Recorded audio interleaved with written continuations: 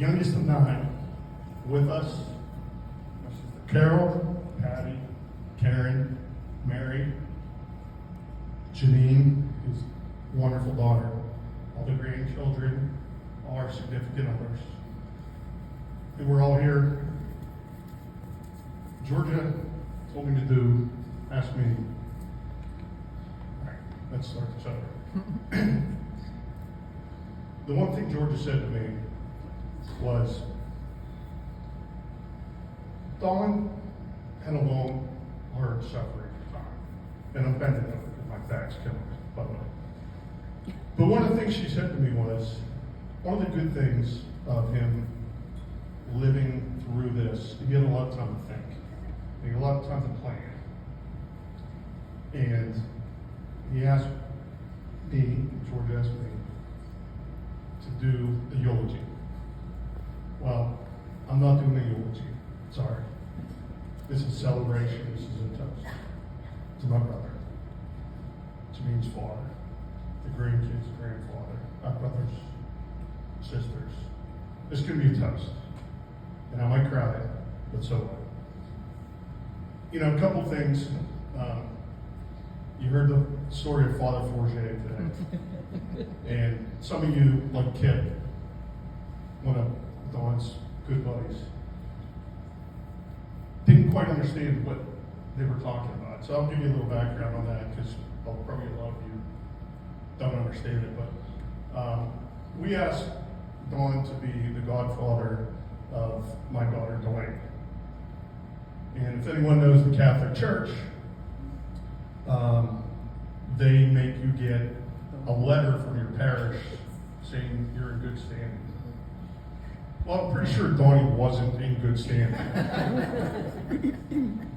And he asked me, he goes, am I going to have to get a letter? Well, I'm like, don't worry about it. They won't even ask. Well, sure enough, we're there, and they asked. And without even blinking, Donnie pulls out a letter, looks at me, hands it to the priest. The priest opens it up and says, all right, we're good. Went on with the ceremony. Donnie became my daughter's godfather. Well, Donnie, of course, with that stupid smirk on his face, is looking at me and I'm like, how the hell did you come up with that letter?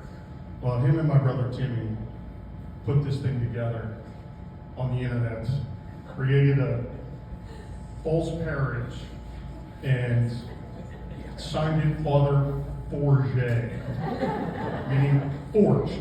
It was brilliant. It was perfect. And it's just one of the so many stories that I can go on and on and on about Dawn. Georgia just looked at me about 2 seconds ago. Bill was talking about, once again, anyone that knows Dawn, he can tell the same story 400 times, and you'll never be sitting there saying, you know, I heard this story, it's kind of boring, because, and I think I've talked to you, Ed, about this, that he can tell the same story for 10 years, 100 times, and it's always different, but it's always correct. And Georgia just looked at me mouth these words from a Jimmy Buffett song. And I pulled it up to him. Here are the lyrics. It's a semi-true story, believe it or not. I made up a few things, and there's some I forgot. But the life and the telling are both real to me, and they'll all run together and turn out to be a semi-true story. Donnie's life was that. You never knew if he was just totally bullshitting you or was telling the truth. But it was always probably somewhere in the middle, a semi-true story. We have a saying in our family. By the way, we call ourselves King Nation. If anyone ever goes on the internet and Facebook, we call ourselves King Nation. And we have a saying in King Nation, and most of it came from Donnie, who's perfected this, is that you're ginging it. So when we sit around and we tell stories, and everyone's looking and going, is that true or is that total bullshit? And we say, are you ginging it? And the origin of getting it came from Dawn, because the stories he would tell. So I spent countless hours preparing a speech, a toast. And I knew this was going to happen. I'm not even going to look at this damn thing, but Don was a lot of things to a lot of us. The one thing about Don, he always had a smile on his face. He was always up for a good time. He was always up for an adventure. And like Bill, I could probably sit here and spend a month telling you all the crazy, goofy shit that we've done in our lives. All the scuba trips, all the ski trips, all the fishing trips, all the long nights up at the shack. You know, but so for those of you, I'll give you a little background here too. For those of you that don't know what the shack is. So my brother Bob, he moved out of the city of Pittsburgh probably 40 years ago. He was an attorney in Pittsburgh, and him and Don and Tim were like the three musketeers, and they were the fishermen and the hunters. And my brother Bob moved up from Pittsburgh to Lower Turkeyfoot Township, Somerset County, Pennsylvania. Beautiful place, right on the Laurel River, or Laurel Creek. Built a house, practice law up there. And we would spend, my family and I would spend countless hours and days up there, partying with Bob, partying with our family, until my brother Bob got pissed off at us and kicked us out.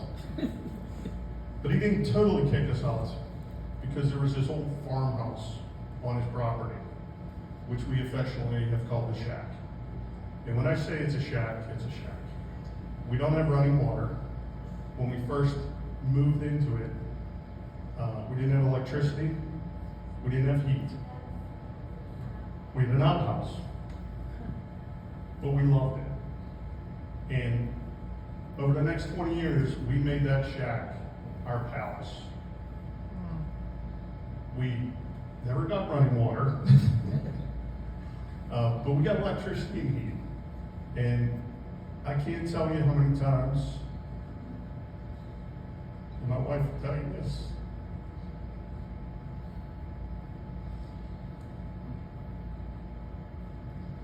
that we'd spend up there, my brothers, my brother-in-law, good friends, and that was our paradise. It was this little shitty shack up in the middle of the mountains in Lower Turkeyfoot Township. And it was just priceless, you know? And some of the last memories I have of Dawn, because I really believed and hoped in the bottom of my heart that he would make it one last year for us. And you know he would have. But he was there last time. And to say Donnie was the best hunter in family is an understatement. He was incredible. I was second best, but he was. And just so many times, and I can tell you so many stories, and I got a picture that comes up here of Don all covered up. He's sitting in his tree stand, and he took a selfie for Georgia when he's sitting in his tree stand. And just, that was our spot. That was the Gang Brothers spot. That's priceless to us. I could tell you so many stories about Don. I'll tell you one more, and then I'm going to get on with it because I could go all day long. But I always thought this was kind of funny because anyone that knows Don knows about this. So, Don's a mentor to a lot of his children and grandchildren. But he's really not the kind of mentor that you really want your kids to be around. Because he taught the shit that his parents didn't want to tell him. He taught you stuff, right, Menno? Right, Theo? He taught you stuff that you probably don't want to run home and tell your parents about. Because that's what Uncle Don did. He was the guy that, you know, he taught me because I was, you know, they were in college and I was 9, 10 years old when my brothers went off to college. And I can tell you, Dawn's taught me a lot of stuff, a lot I can't really even tell. But, you know, one of the funny things about Dawn is, Dawn screwed, I won't swear, but Dawn screwed with everything. There wasn't an animal, there wasn't a fish, there wasn't anything that he didn't want to just cook. Okay? A fire, a shark, anything. So, over the years, Donnie had what he affectionately called the dick instinct. And anytime Fair you went don't. anywhere, scuba diving anywhere, he had a dick instinct. And what it was is he jabbed shit, whether it's a fire or a shark or whatever. Jellyfish, alligator. Eel. And that's his thought. And he just loved the dick, which so we were done. I graduated college, and this was the love for scuba diving runs in our family. It came from Don and Tim and my brother Bob. But for years, those guys hadn't dove. And when I graduated college, I took out my senior year of college at Pitt. I took his gym class because you had to take a gym class back then, scuba diving. And I became certified. And my roommate in college became certified. So when we graduated, my roommate Al, myself, Dawn, and my brother Timmy went down to the Cayman Islands. So this is 30 years ago, probably more. And it was like we revitalized King Nation in the scuba diving. So we get down to the Cayman Islands and we throw our bags in the room. It was a beautiful day and the water's crystal clear.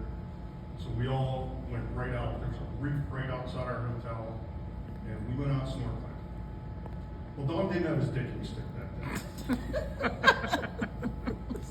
But he still wanted the dick with the stingray that was laying on the bottom. Recording this.